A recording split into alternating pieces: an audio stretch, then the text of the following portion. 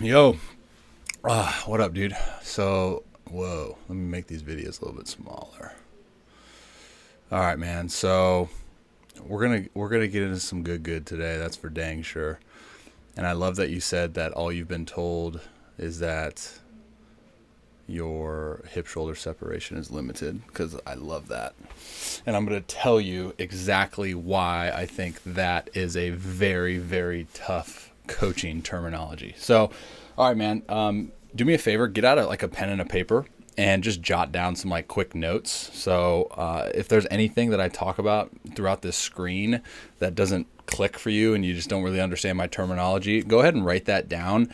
And then after you watch the screening, you'll find the whole entire, like, I'll write up a whole report for you, and that's going to include a bunch of content for all of the specific things that I'm breaking down.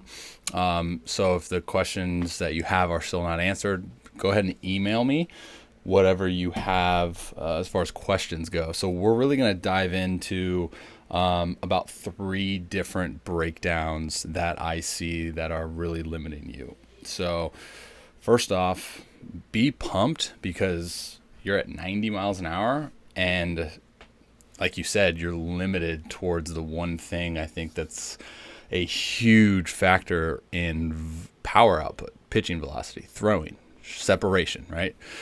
Now, I think the problem with pitching and movement and instruction of that magnitude is that people think if you limit, or if you lack separation, then you need to create separation.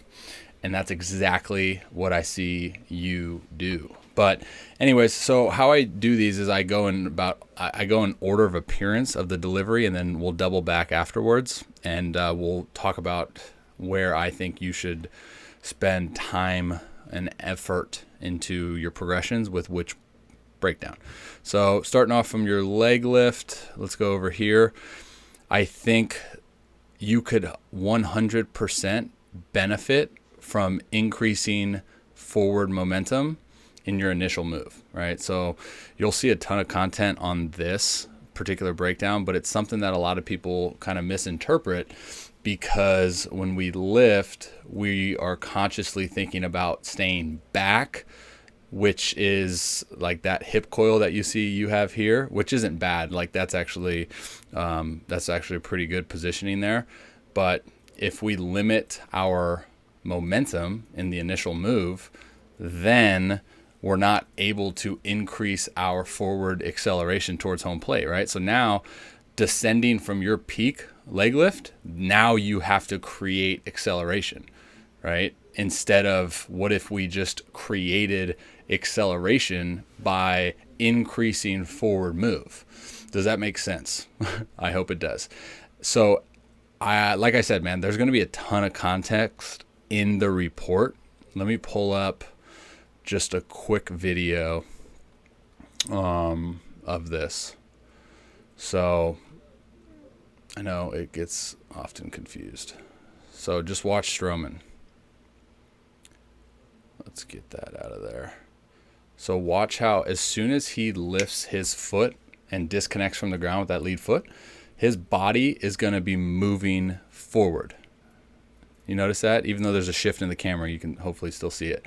But now what that does is that tells, like, you're essentially, like, body is going, all right, we're going. Like, we're moving, okay? We're accelerating. And I think for you especially, because I think you're a freaking athletic dude. So you could definitely increase your initial move and that forward momentum and go, right? Increase that acceleration down the mound. So again, just kind of that initial move. As soon as he lifts his foot, he's moving forward. He's moving towards the plate, right? He's increasing his body's acceleration towards his target, which is going to increase his arm's acceleration. So again, you see that you just kind of get to your peak, and now you start your acceleration.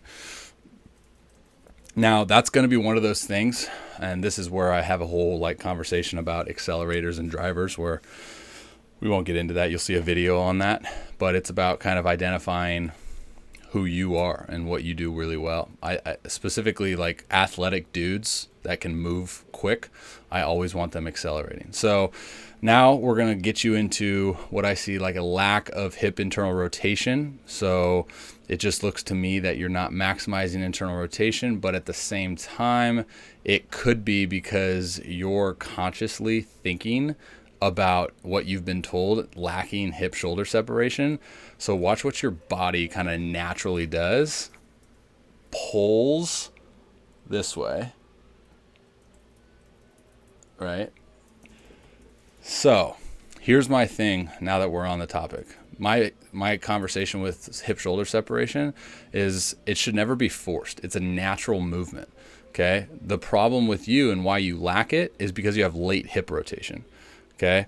So yes, we want to stay connected to the ground. Yes, we want to apply ground energy, but as soon as it comes time for that front foot strike approaching the ground, we got to get going, right? Like we got to get those hips moving, to give us an opportunity to create separation. Again, I'm going to go to Strowman just because he was up there, but watch when his hips go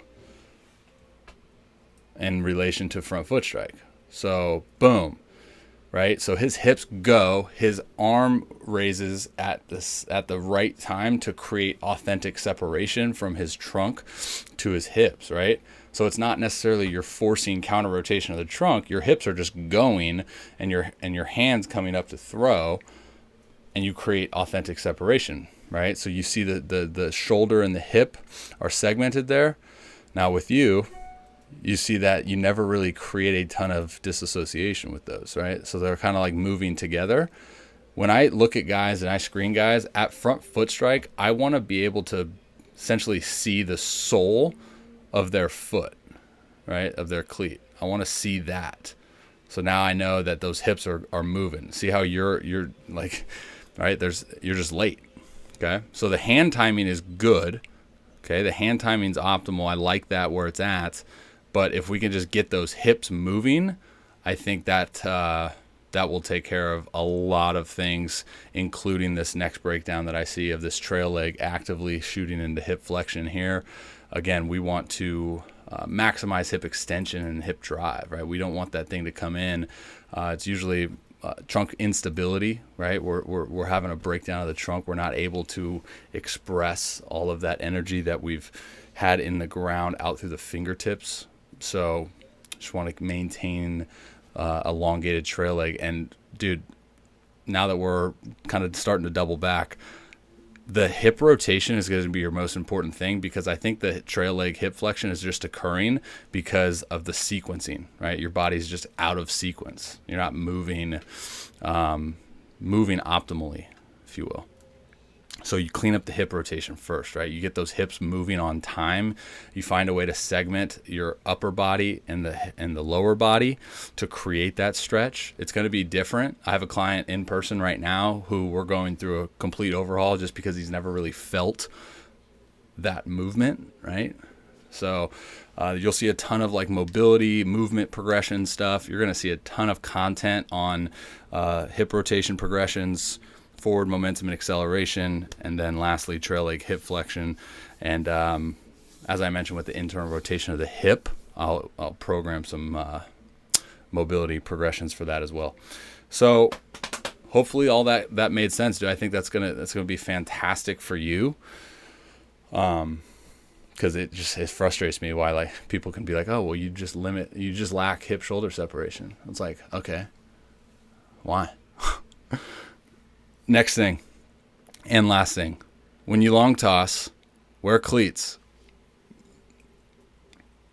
because that right there, no bueno. All right, dude, hit me up if you have any questions. Work hard and be diligent. You're going to see a ton of content in the report. Don't try to do everything at once, right? Find the right progressions for the right breakdown. Hammer those and then move on. You're going to have this information for life now, right? It's it's a marathon, not a sprint. So be sure that we're really optimizing the first thing and then moving forward smart, not hard. Well, smarter, not harder. All right. Hit me up if you got any questions. And yeah, man, best of luck. Talk soon.